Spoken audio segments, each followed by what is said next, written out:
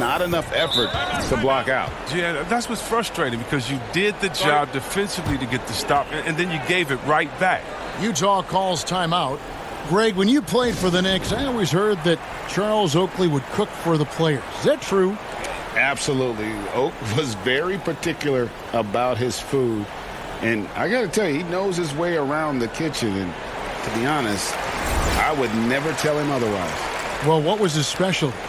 Whatever he made, it was special. It wouldn't matter.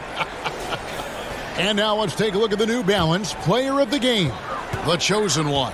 And, guys, he's been about as close to perfection as you can be. The intensity he's played with has been amazing. Just no let up. And as fired up as he's been, he's never let his emotions get out of control. And as the star of this team, he knows he's going to be the object of the crowd's anger. A minute 42 left in the fourth quarter. The Pistons on offense. They're on a 14-5 run here. Man, when the ball's in his hands, that's as high percentage as he gets. It's just a fluke miss. Here's Osman. And it's off from three-point range. Here's the chosen one. He's guarded by Blair. No good from the chosen one. Here's Booker. That's all good, and that's his fifth basket of the game. He's shooting 5 for 11 now. Detroit leading by 12. And foul on the shot. He'll shoot 2 at the free throw line.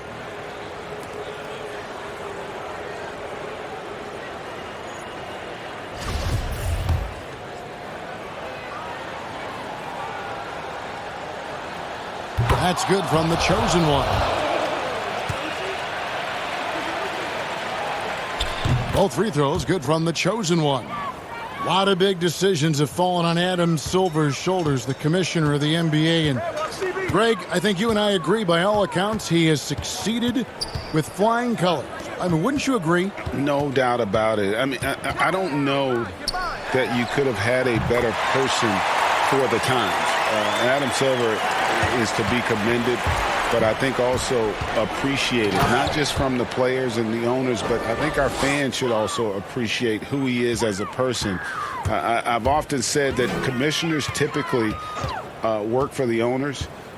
He's the one commissioner, no matter the sport, that I've always felt like was a partner of the players as well. It's stolen, and they're moving it up. About 7 seconds separating the shot and game clocks. Attacking in transition, the most consistent way to generate easy looks. Yeah, you can tell they love to get out and run when the opportunity is there. Out left to the wing for the three, and another three for Detroit. And it's just competing, you know, giving your best when it matters most. Well, this is what guys play for, and when it pans out like this, it's a great feeling. No good from Booker. Here's the chosen one. Off target at the rim. And so Detroit takes this one by a big margin. A solid win on the road for them. This building was dead silent by the time, GA, this one wound down. And that's what you want to do. Take the crowd out of it by crunch time. Don't give them any chance to lift their team up at the finish. And that about wraps it up. For Greg Anthony, Chris Webber, and David Aldridge, this is Kevin Harlan. Thanks for watching the NBA, presented by 2K Sports. And we'll see you next time.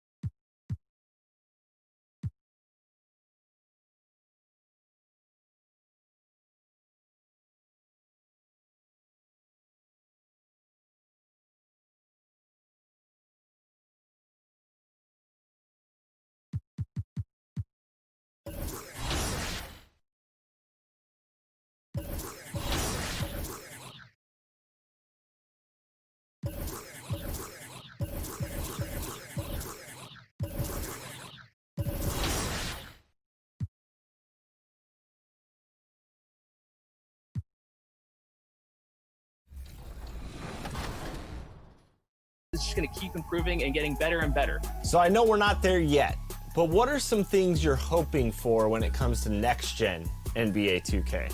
Like, one thing that there is a little divide between is the competitive community overseas and here. I'd love to find a way to where we'll be able to play guys overseas more, because I think that that's something that's so crucial to bring all of us together, because you see the NBA, you see how the international scene has gotten now, and that's something I love to see. I see 2K is doing a good job of growing that. I want to see the international scene become more involved. And a glimpse inside the locker room. Players' final few moments. Kevin, thank you very much. We know Rudy Gobert is ultra competitive, but he knows it's not about winning his individual matchup. He said, it's a 5-on-5 game, a team concept. That's always been my mindset. Obvious. Thanks, David. That's David Aldridge, our NBA Hall of Famer. And now the opening lineup for Detroit. They've got Gobert, and it's Herter in at the shooting guard position. And for the Hornets, they've got P.J. Washington. Also, Michael Porter's out there, and it's Bone in at the point guard. Greg, the two words you and I don't like the most in this game, load management. Why do we see more of it now than when you played in the game? A couple of things. I think sports science has evolved, and I've talked to a ton of coaches about this. The reality is that now they don't determine whether or not a guy's going to play. It's going to be the people that work with the strength and conditioning.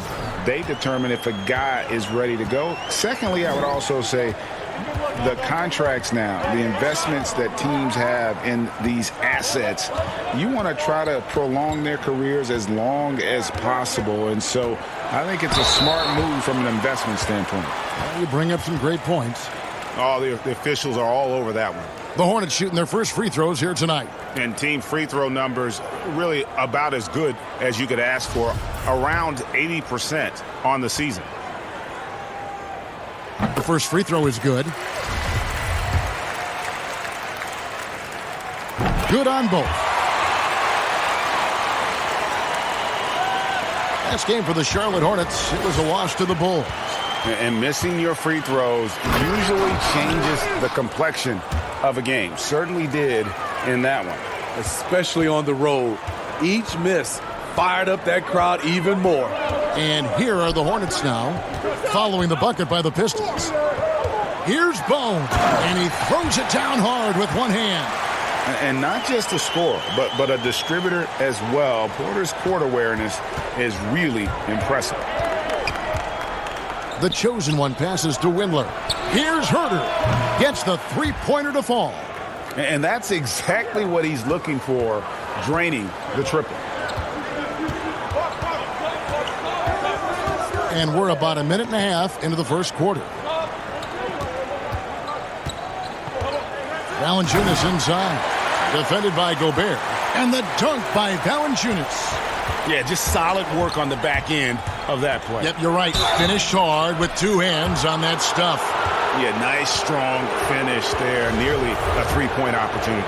The Pistons shooting their first free throws of the game. And really, they haven't been able to differentiate themselves from the free throw line on the season at about 76%. Probably as close to a sure thing as you can have at the free throw line.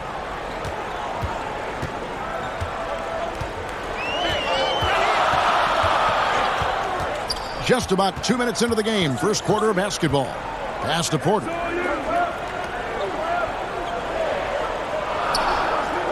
Pass to Bone. Just 4 to shoot. That one's off. He's now 1 for 2 from the baseline. And that one is good from the chosen one. The chosen one's got 8 points. And Greg, then there have been rumors floating around. Junior looking to move on from this team. Do you buy into any of that talk? It'd be a surprise to see him get moved, but anything can happen. Players have a lot of leverage in the NBA. If Junior wants out, he'll probably get his way. We have got to see that sensational mobile one block again. And early in a game, these sorts of plays really can set the tone. And a different look here for the Pistons. Simon, the pass to Warren. 6 on the shot clock. Count it. Good. And that assist got him a little nod from his teammate after that one. Pistons leading by 3.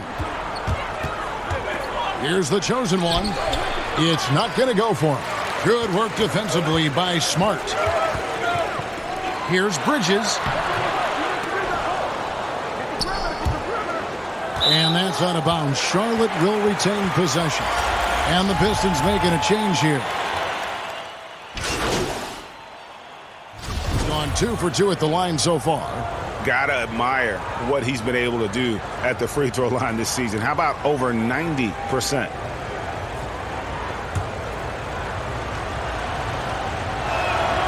They've hit every one of their free throws here in the second quarter. Very important when you're trailing.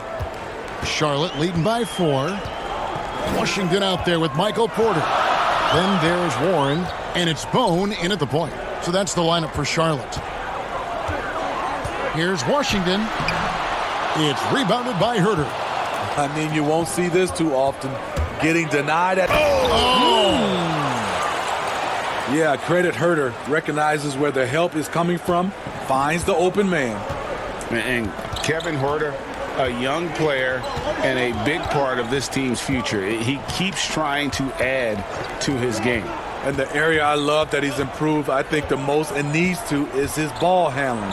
Doesn't have to only look for shots outside. He can attack the rim. He's also is more willing to take the lead in transition and create for others.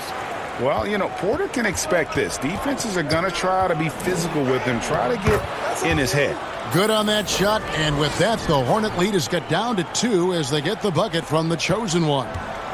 And it's Warren with the ball for the Hornets.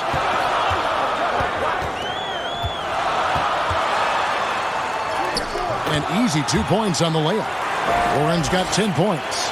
And giving up some inches inside, but makes up for it with an aggressive style. And that takes skill and the ability to make adjustments as you're going up. And good. Got the friendly bounce off the right side of the rim. And it's a 6-point Charlotte lead. Whistle blows. Bucket is good. And he'll have a chance at the line to make it a 3-point play. Bridges, he's checked in for the Hornets.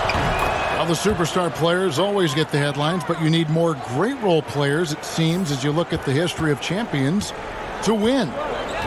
So that being said, Greg, what kind of role players do you look for? You know, Kevin, it starts on your best player, and I think you go from there. Obviously, in today's game, spot-up shooting is critically important. And then you got to factor in versatility.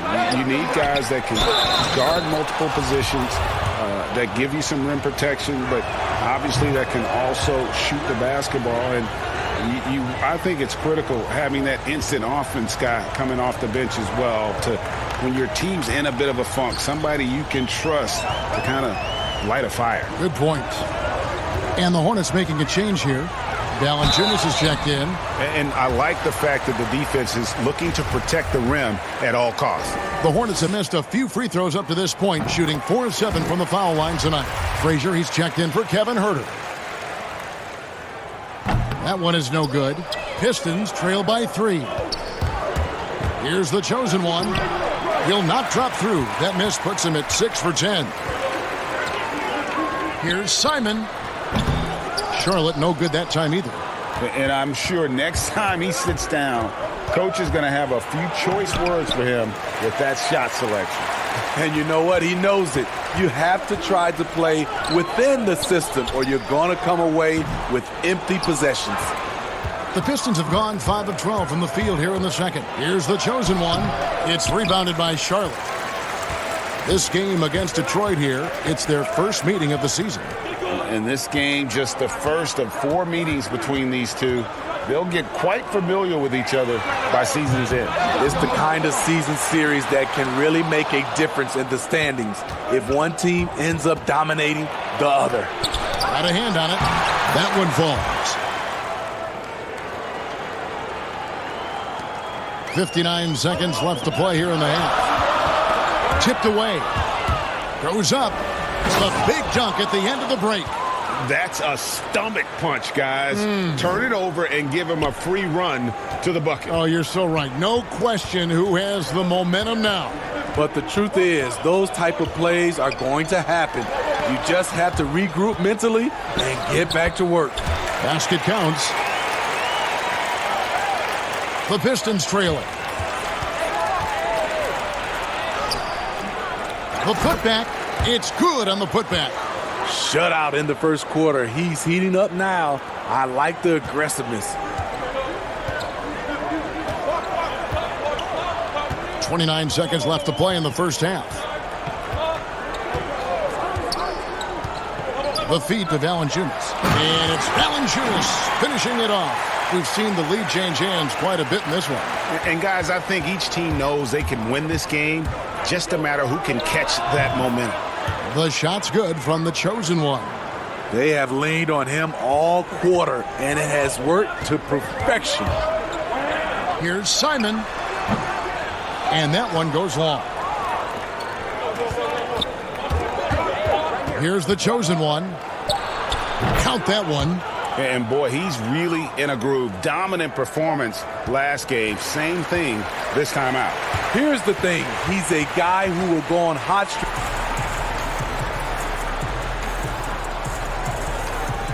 Thank you, David. And we'll be back after halftime as the third quarter gets